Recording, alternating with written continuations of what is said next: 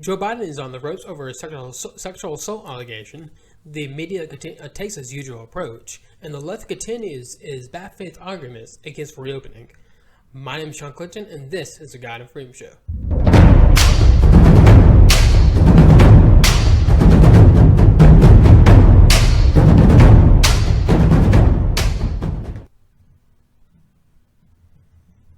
Alrighty, so I hope everyone is doing okay today. Happy Friday. We have a lot to get to today, so let's not waste time here. Let's just jump right into what the news is over. So basically, most of the news cycle for the past couple months or so has been pretty much over this coronavirus pandemic, over the cases and stuff that's coming out of it and everything. So with that all being the case, there's a lot of other stories that's kind of being swept under the rug by the media. One of them involves the Democratic nominee Joe Biden. So Joe Biden has not had himself a great week this week. Basically, the reason for that is because there's this woman named Tara Reid. She came out about a month ago or so, I believe. She basically alleges that Joe Biden, she's alleged a sexual assault allegation against Biden. And so she alleges in 1993, she worked with Biden as a staff assistant, and basically she alleges that Joe Biden, when she was delivering a gym bag to him, he pinned her against the wall and proceeded to put his hand under her shirt and under her skirt. And so yeah, it's a pretty bad allegation, a really bad allegation. Of course, the only thing is it lacks the proper evidence to make it believable. I mean, she's credible. It's a credible allegation, but it's not. I'm not going to say it's factual because there's not a whole lot of evidence. There is a little bit of corroborating evidence that come forward. Mostly people who said that she talked about it during the time. It was her brother, a former neighbor, and a former colleague who both said. All three of them said basically, yeah, this happened. And they remember talking to her about it and everything. So you got that. But other than that, I mean, it is kind of a fishy allegation in a way. Just the timing that this came out. I mean, about a month ago, I believe Biden was for sure going to be the nominee and everything, or something like that, during his height of this campaign. The fact that this came out right before primaries are over, it's a little fishy, and it kind of seems like just a last minute thing to kind of get Joe Biden, probably by I don't know. I don't know. It just seems fishy to me. And whether it's from the radical left or probably some conservative side, it's dirty politics all the way. But I'm not sure. I'm not sure that's what's happening. But I'm also not sure if this allegation actually happened. Of course, Joe Biden has come out. He's denied the allegation and everything, as he should. But of course, but his campaign this week, just the way he's defending it and everything, he's not doing the best he can do with it. And that's because it's Joe Biden. He's pretty much dead guy. So it's just he's not coming up with a proper defense to defend himself against an allegation. But he has denied it. Anyway, so honestly, that's pretty much all about the allegation itself. Overall, again, it is a very fishy allegation, and I have a hard time believing it's fully true and everything. So we'll see where it goes. We'll see if more evidence comes forward and all that. But one of the most irritating parts about all this is the media. As usual, the media is a flaming pile of hot garbage. They're just awful.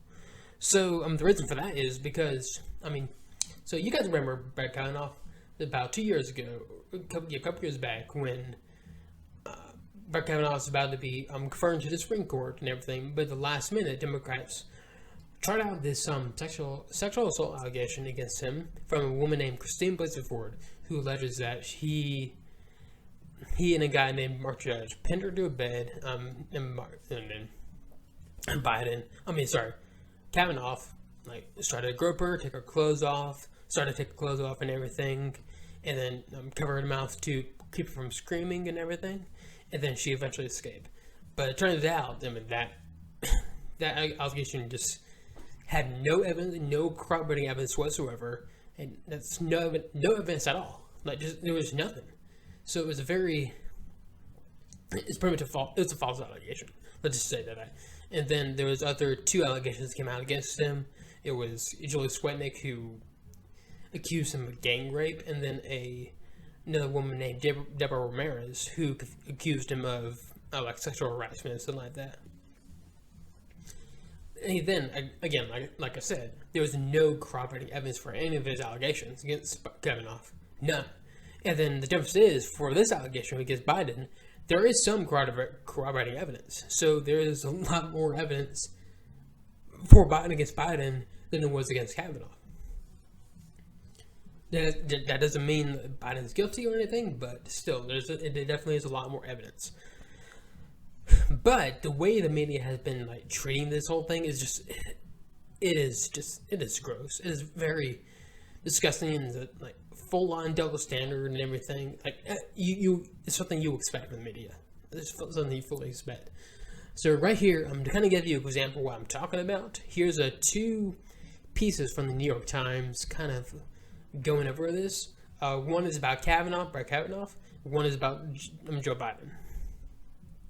So I'm going to start with the Brett Kavanaugh allegation. So this is an opinion piece. It is titled, it's from the editorial board of the New York Times. It's titled, How Brett Kavanaugh Failed and Why the Senate Should Vote to Keep Him Off the Supreme Court. The nomination of Brett Kavanaugh to the Supreme Court, as much as any development in the challenging era of Donald Trump, is testing America's politicians and its civic institutions. Few so far have met the test. Not Republicans who, after denying one president his legitimate authority to appoint a justice to the Supreme Court, are now rushing to their own nominee through, uninterested in the truth, while weeping crocodile tears about other people's partisanship. Not Democratic members of the Senate Judiciary Committee who tainted the process by bringing forward damaging allegations against Judge Kavanaugh only at last minute. Not the FBI, which either of its own volition or because of its constraints imposed by the Republicans, failed to interview many of the key witnesses who could speak to the goodness gracious, guys. I'm sorry, guys. Who could speak to the accusations against Judge Kavanaugh. And not President Trump, to absolutely no one's surprise. In this crucible of power politics, of bullying and posturing and rage, no one has been more severely tested than Judge Kavanaugh. If he believes himself innocent of sexual assault, if he is innocent of sexual assault, to test him to him can only appear monstrous. Yet unfair as the test might seem to the judge and his supporters, senators who want to preserve the credibility of the Supreme Court cannot now look away from the result. Judge Kavanaugh failed decisively. How? First, he gave misleading answers under oath. Judges, particularly judging Supreme Court. I'm sorry, guys. I know I'm just having trouble reading today for some reason, and it's having trouble talking. How? First, he gave misleading answers under oath. Judges, particularly Supreme Court justices, must have and be seen as having unimpeachable integrity. The knuckleheaded mistakes of the young person drinking too much, writing offensive things in the yearbook, should not in themselves be bars to high office.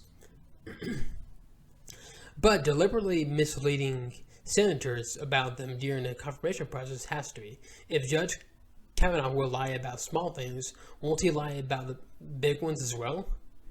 First of all, he didn't lie. There's no evidence that he actually lied. All he did was that he was vague about how much he drank, but he never said he never drank. He fully admitted that he did drink in high school. But of course, that doesn't mean anything. That doesn't mean that he definitely committed sexual assault or anything. I mean, the fact that they went after his drinking and they went after things he wrote in his yearbook and all that, I'm sorry, that does not make sense. And nothing, first of all, like a lot of things he said, they're basing off, like, he's something they call a boofing or anything. Something like Kavanaugh said that meant like farting or something like that, but Democrats are kind of twisting it, saying no, it actually means like something like sexual wise or something like that. But again, as I've looked it up before, like actually there's multiple usage of the word, so there's not a definite definite like meaning to it. All right, continues right here. Indeed, he already has. During the course of his confirmation hearings, he claimed implausibly that he was not aware of the files he received from a Senate staff member and some labeled high confidential or intel had been stolen from Democratic computers.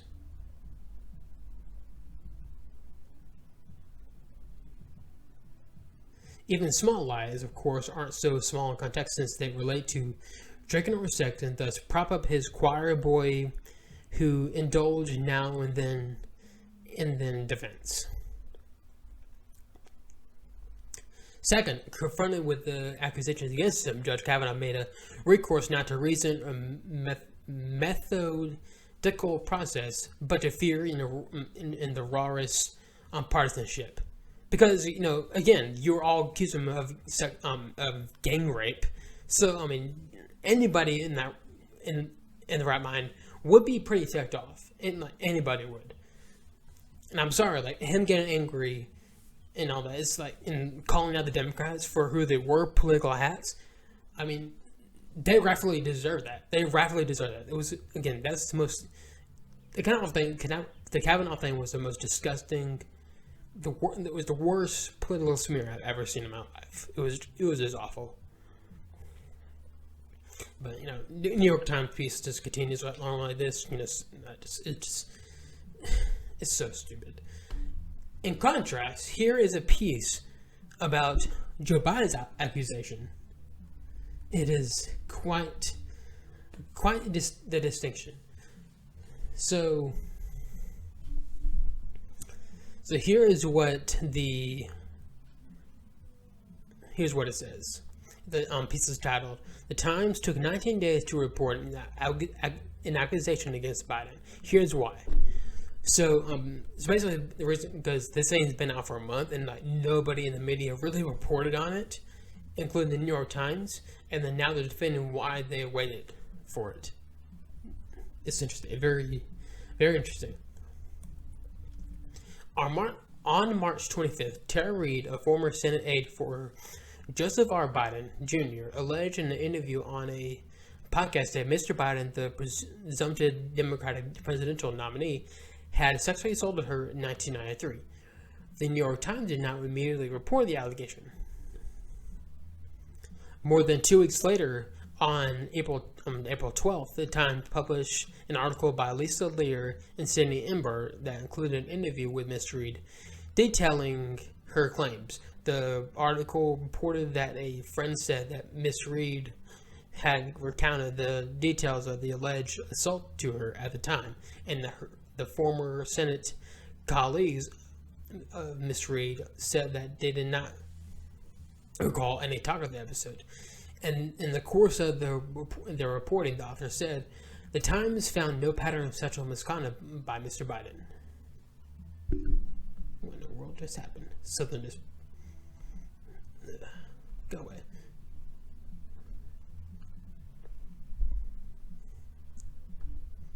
Sorry about that. So, yeah, this is where I left off. Anyway, so basically, I mean, they're not entirely wrong about that. Again, it is a very scanty, like it's a very weak allegation. Again, there's only like 3 people who corroborated her claims, and other people who could said that they don't recall the incident. So it's very questionable. The timing of the article has been questioned by critics who say that a delay was a way to play down allegations against Mr. Biden in the midst of a race for a Democratic presidential nomination. Mr. Biden's allies, who tremendously deny Ms. Reid's accusation, believe her allegation is not supported strongly enough to publish at all.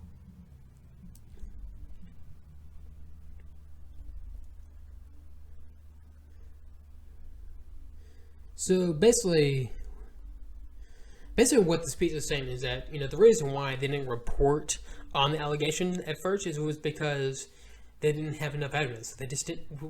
We don't have enough evidence, guys. We can't report on it or anything. Which, that would make sense for a journalist to do in any case. But if Joe Biden was a Republican, there's no way they would do that. Hence the point they did that with Brett Kavanaugh. There was no evidence that came up to support the claim, but the New York Times printed a bunch of pieces on it anyways. So, again, there's no bias. Don't get it wrong. There's no bias at all. So it's very, very gross stuff. And it's like, and the New York Times is not the only news organization that's done this. CNN did the same thing. Washington Post did the same thing. They reported on Kavanaugh stuff like almost immediately, but they waited as long as they could over the Joe Biden stuff. Again, our media is just a flaming pile of hot garbage. Always is, always will be. And that's why the credibility is in the toilet right now. Alright, so I'm going to continue on with a few more about the allegation, and then go on to other stuff. But first, you're going to have to go over to YouTube or the God of Freedom blog to watch the rest of the episode. So not only you get to, whether to talk about the news-wise, the rest of the news of today, but also you get to the end where I talk about, go over the book of John. I'm just doing John chapter 12 today. Remember, you can find me on your favorite podcast listening sites, like Apple Podcasts, Spotify, and SoundCloud. Otherwise, I'll see y'all next week. This is the Guy in Front of You Show.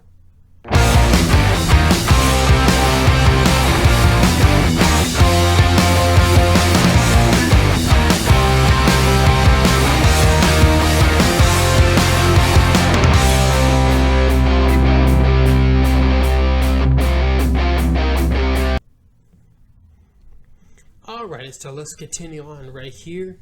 So, yeah, as far as allegations are concerned, again, Biden has denied it and everything. He had an interview this morning over in the embassy. Hosts grilled him over it and everything. So again, we'll see what comes out of this. Maybe more evidence will come up, maybe not. But as of right now, personally, I am skeptical of the allegation. It just seems too, in time-wise, it seems too inconvenient to me. Alright, so let's move on to, of course, COVID-19 stuff. So, alright, more coronavirus stuff. Alright, so, as we talked about last week, there's a few states that are starting to reopen their states to certain businesses and everything. One of them being Georgia. We got Louisiana, Florida's doing it as well. I think South Carolina's doing it now, and Colorado too. So yeah, there's several states around the country that are starting to reopen their businesses and everything, and to get the ball moving with it. Of course, the media and the left are not happy about it. They want the country to stay in lockdown as long as possible for reasons. I honestly don't know why, but yeah, they want to do that, and they're just making all sorts of bad faith arguments against reopening, saying if you support reopening, that means you hate grandma, that you want grandma to die or something like that. It's just really disgusting stuff, and it's not true in the slightest at all. First off, again, what we can do is that we can isolate the most vulnerable people and keep them safe, but let everybody else, like healthy people with no young people with no underlying conditions, let them go back to work. Let them go about their business. There's nothing wrong with that. But I don't know. It just the way the media and legislators reacting to reopening is just very, very eye-opening. So here's a piece from the Atlantic about Georgia's reopening, and here's what it's titled. It's under their health section. Georgia's experiment in human sacrifice. I'm not kidding. That's the actual headline.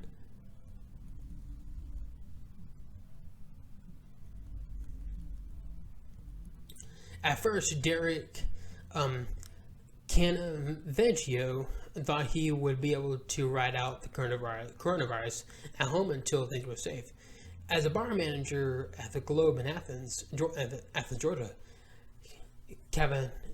Canaveggio hasn't been allowed to work for weeks. Local officials in Athens issued Georgia's first local shelter-in-place order on March 19th, canceling the events that usually make spring a busy time for Athens bars and effectively eliminating the city's rowdy downtown party district built around the University of Georgia.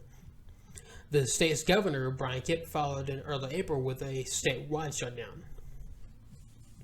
But then the governor sent Canaveggio into what he calls a spreadsheet hell in an announcement last week. Kemp abruptly reversed course on the shutdown, ending many of his own restrictions on businesses and overruling those put in place by mayors throughout the state. On Friday, gyms, churches, hair and nail salons, and tattoo parlors were allowed to reopen if the owners were willing. Yesterday, restaurants and movie theaters came back, and the U-turn has left Georgia scrambling. Canaveggio has spent days crunching the numbers to figure out whether reopening his bar is worth the safety risk or even feasible in the first place, given how persistent safety concerns could create a demand for leisurely indoor happy hour. We can't figure out a way to make the numbers work to sustain business and pay rent and pay everybody to go back and risk their lives. He told me if we tried to open on Monday, we'd be closed in 2 weeks, probably for good, with more debt on our hands. Kemp's order shocked people across the country. For weeks, Americans have watched the coronavirus sweep from city to city, overwhelming hospitals, traumatizing healthcare workers, and leaving tens of thousands of bodies in makeshift morgues. First off, the hospitals are not overwhelmed, not even the size, not even in New York. I mean, no hospitals are actually overwhelmed or anything. And the makeshift morgues they're talking about with bodies, they're talking about this big massive grave in New York or somewhere around the area. But that was built a long time ago. It's for unidentified bodies or something like that. I can't remember exactly. But anyways, it continues right here. Georgia has been hit particularly hard by the pandemic, and the state's testing efforts have provided an incomplete look on how far the virus continues to spread. That testing capacity, with public health leaders consider necessary for safely ending lockdowns, has lagged behind the nations for much of the past two months. Kemp's move to reopen was condemned by scientists, high-ranking Republicans from his own state, and Atlanta Mayor Keisha Lance Bottoms. It even drew public rebuke from President Donald Trump, who had reportedly approved measures before distancing himself from governor amid the backlash.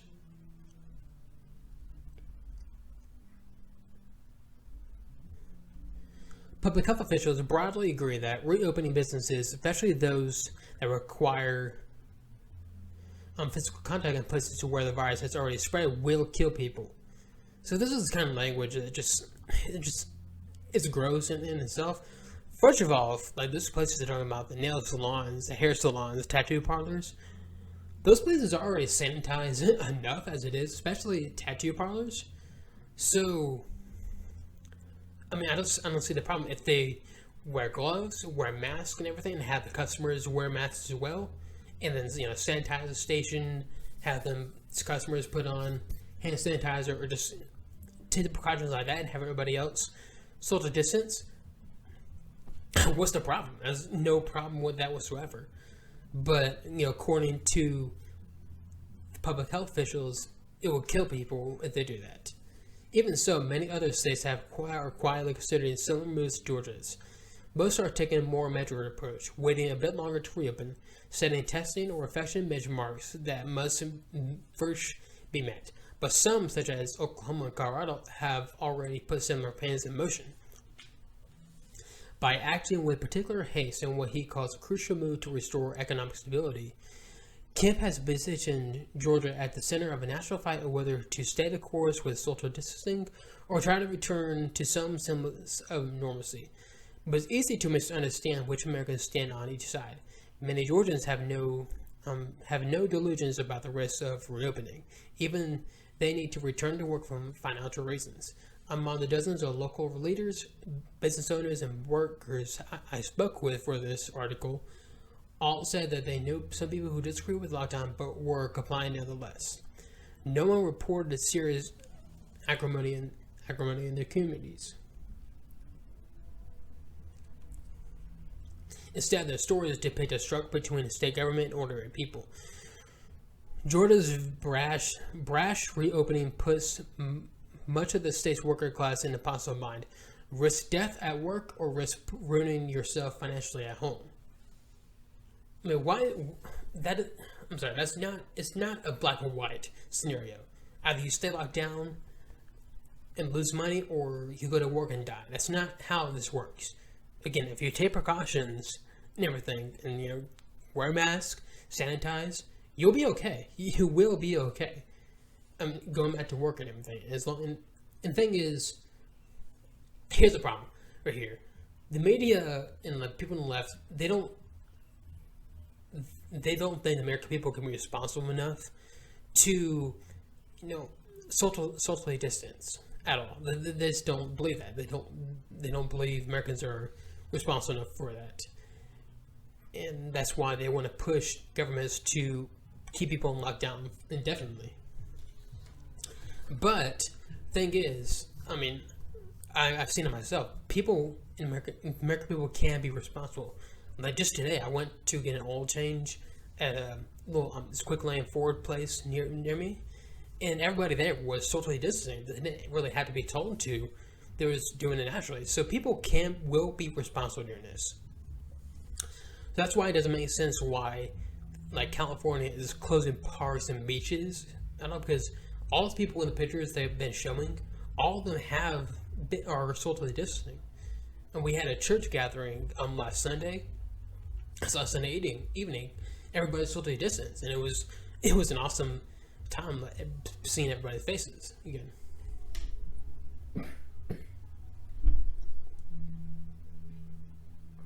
Excuse me, guys.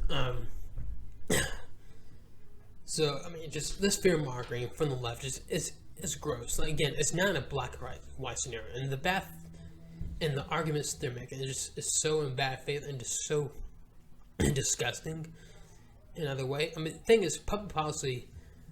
When it comes to public policy, you have to take some form of risk. I mean, we can't stay locked down like this forever. Eventually, everybody's going to have to reopen, and we're going to have to suck it up and go back to it. Yes, people will get sick, people will die. That'll be absolutely tragic. But if we stay locked down like this for indefinitely, that'll be a lot worse than what this virus could ever do. Excuse me. Sorry, guys. I just had something tickle my throat.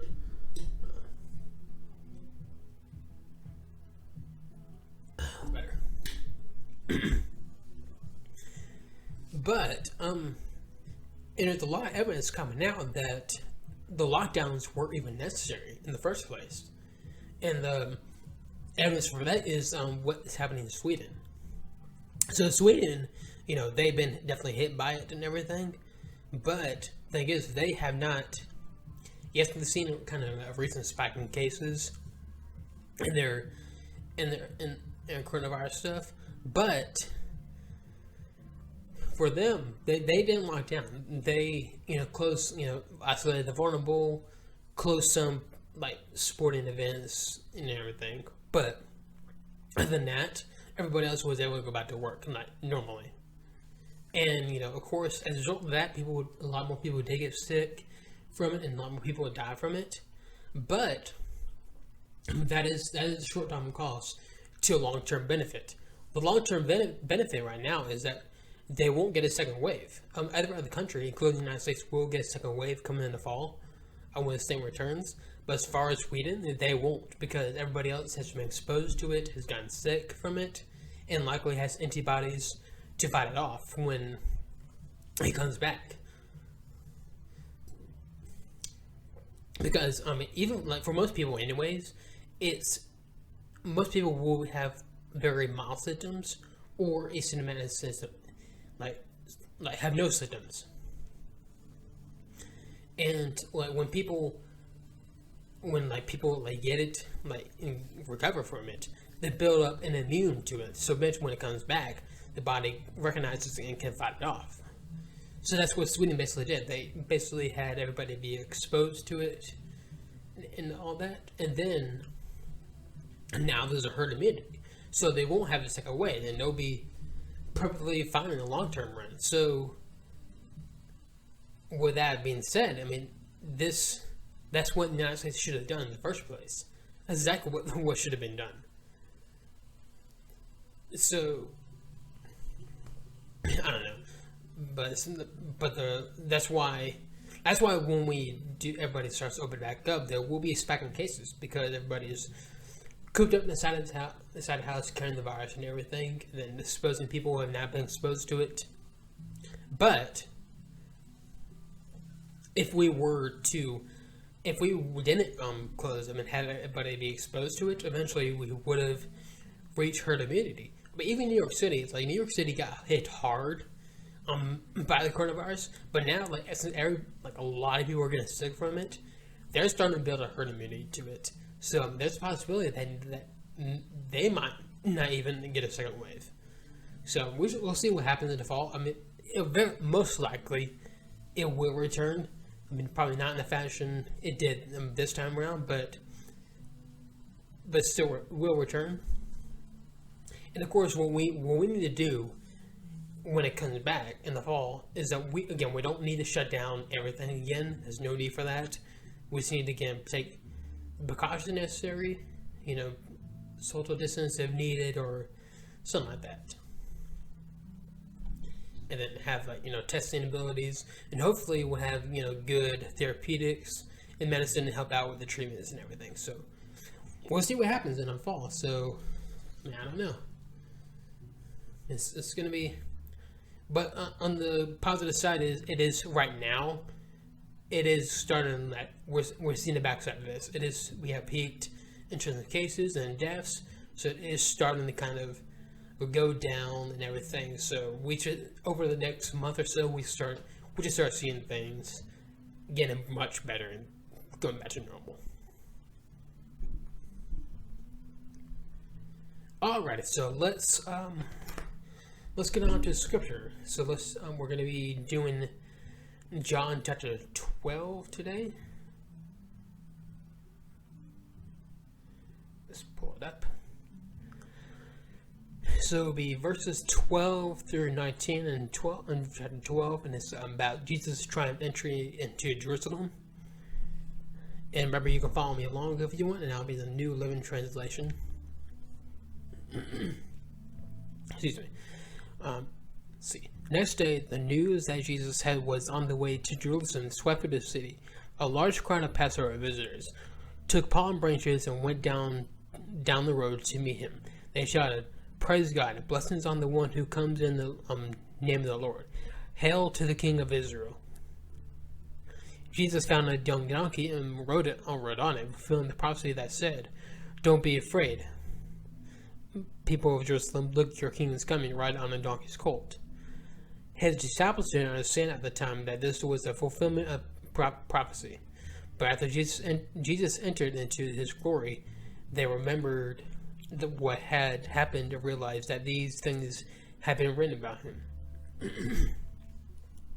Many in the crowd had seen Jesus call Lazarus from the tomb, raising him from the dead. Just a good minute, guys. Sorry. My throat is just something very tickly.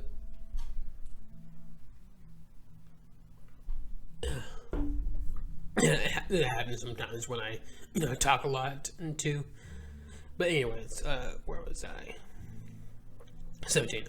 Many of the crowd had seen Jesus call Lazarus from the tomb, raising him from the dead, and they were telling others about it. That was the reason so many went out to meet him, because they had heard about the miraculous signs.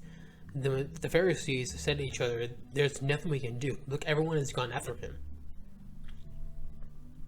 So this is like kind of a simple little passage, but it's really pretty cool. So I mean, what's cool about like kind of the Gospels and everything, like how they show like each little prophecy that Jesus fulfilled in terms of like the Messiah and everything. Like Matthew did this like the most. That's why kind of Matthew is geared towards more the Jewish people. Like John is geared towards more everybody, like pretty much everybody, Jews and Gentiles. And like Mark is kind of, I forget where Mark usually kind of audiences that towards, but Luke is more towards kind of the atheists, people who don't believe in everything. So it's pretty cool. So next week is going to be over Jesus predicts the death. We'll be starting at verse 20. Alright, so let's get into some good stuff and bad stuff of the week. So some good stuff of the week, once again I'm going to talk about Clone Wars. So Clone Wars is about to come to an end. Their final episode will air on May 4th. But the original episode that came out today, it was so good. So it's over Order 66, kind of, but from kind of Ahsoka's view and what happened and everything. It was pretty intense. It kind of took a twist I didn't actually see coming in terms of one of the characters. Yeah, about it because I perceived, I'm talking about Captain Rex, for those who want to know. So Captain Rex, and he's one of the clone troopers. He's a really cool guy too. Like, he was main character throughout the Clone Wars series, and then he returned to Rebels, much older. And one thing he said that he removed his inhibitor chip, because that's the same with the clones. So they have an inhibitor chip in their heads, so that when Order 66 is called, they have no choice but to follow the order. That's why it's all the clones turn on the Jedi. So with our Rex, he said that he removed his inhibitor chip and never turned on Ahsoka, which is partly true, but this episode kind of put a little twist on it. So here's a little snippet from the episode right here. This is about Order 66. A fine place starts.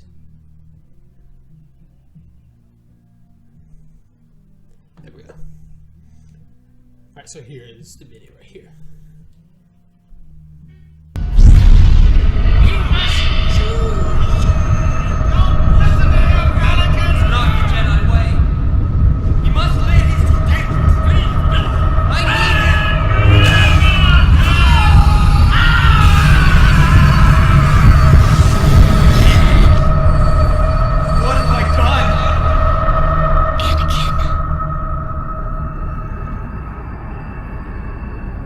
Execute Order 66.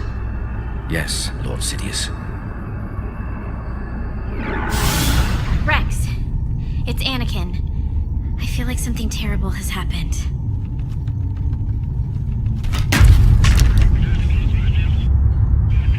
Rex? No! I'll do it.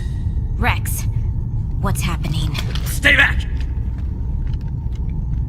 Find him. Find him. Vibes. Find him!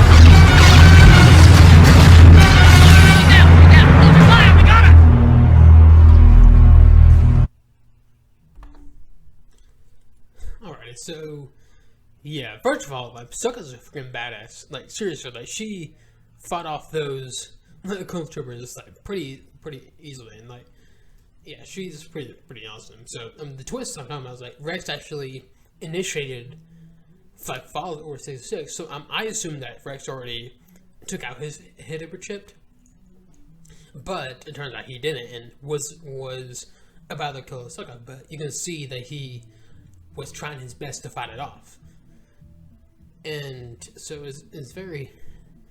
It was an intense episode. It was a very intense episode, and it's kind of cool. You see, kind of hear Sokka here, sense what's going on with Anakin and everything. Kind of you hear snippets from episode 3, during it when Sidious,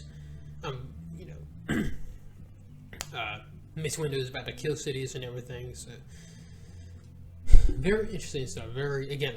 It's on Disney Plus, so definitely recommend checking it out. The entire series is going to be on Disney Plus, and I can't wait to see what the final episode is going to be. But a spoiler for the end of the episode, Rex did get his inhibitor chip removed, and what's cool was that there's a scene where Ahsoka is being overwhelmed by the clone troopers, but then Rex takes out his pistols and shoots the other clone troopers, saving her. So very cool stuff. Very cool stuff. I can't wait to see what next episode is going to be. Alright, so let's get into some bad stuff of the week. So some bad stuff of the week. This was something crazy that happened, I think on Monday. Basically, everybody knows Duck Dynasty, the family from Duck Dynasty, the Robinson family. So something crazy happened to them on Monday. The guy basically just stopped by, drove up to the house, stopped, got out of the car, and started shooting at their house. Shot off about 10 rounds at the house or so. But everybody's apparently okay from it. Nobody got hurt. What's crazy about it, people were outside right before it happened, but then it went right inside just before the guy arrived. But again, everybody's okay, and the guy has been arrested for it. We don't know his motive, or anything about it. It seems to be they were targeting their family, the Robinson family. It seemed fit like the guy literally stopped at their house, got out, and shot at their house. I mean, it's pretty obvious. But the guy said that it was an accident. He didn't mean to shut off the 10 rounds or anything, which is pretty weird. Like, how do you accidentally stop at somebody's house who happens to be someone famous, get out, and accidentally take out your gun, aim, and start shooting? Like, how do you accidentally do that? That just doesn't make no sense. But, again, honestly, anybody who's stupid enough to go after them, you need a brain. You need a brain, because everybody who knows the Robinson family, they know that they have guns. They have a lot of guns. And then the Robinson men there were already taking out their guns and ready to fight off anybody who is shooting at them and protecting their families. So, seriously, how stupid can you be to shoot at? Started shooting at them. So that's why the guy never actually went into the house, because only to fire from a distance, because he knew he would have been met with gunfire. Alrighty. So I think that's all I have for this episode. So I'll be back here next week with all the latest. My name is Sean Clinton, and this is the God of Freedom Show.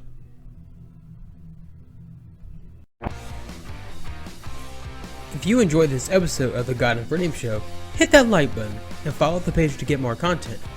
You can also find me on your favorite podcast listening sites like Apple Podcasts, Spotify, and SoundCloud.